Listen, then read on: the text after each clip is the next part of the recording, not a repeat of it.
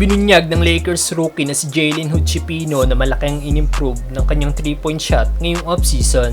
Pero bago yan, net shooting guard / forward na si Mikal Bridges nirank ng CBS Sports bilang number 31 sa top 100 player ngayong darating na season. Matinding papuri nga po ang natanggap ni Bridges sa nagtapos na season dahil matapos nga po itong matrade sa kalagitnaan ng regular season papuntang Brooklyn Nets. Bigla nga pong naging isa sa most efficient scorer ng liga si Mikal Bridges, averaging 27.7 points per game. Kaya naman ngayon nirank nga po ng CBS Sports si Bridges bilang number 31 sa top 100 player ngayong darating na season.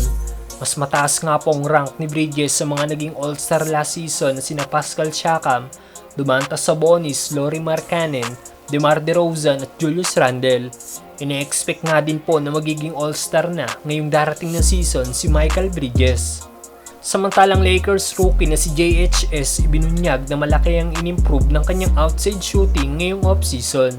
Bukod nga po sa mga bagong player ng Lakers na aabangan ngayong season, isa nga po sa aabangan ng mga Lakers fans ang rookie na si Jalen Hood-Schifino na na-draft bilang number 17 ng Lakers. At ang isa nga po sa kahinaan ng 6'6 shooting guard ay ang kanyang outside shooting. Nag-average nga lang po ito ng 21.7% shooting beyond the arc noong NBA Summer League. Pero ngayon ibinunyag nga po ng Lakers rookie kay Jovan Buan ng The Athletic na matindi daw ang naging pagpapractice niya ngayong off-season para mas mag-improve palalo ang kanyang laro. Specifically ang kanyang outside shooting na talagang malaki daw ang in-improve at patuloy niya daw itong wino-workout everyday.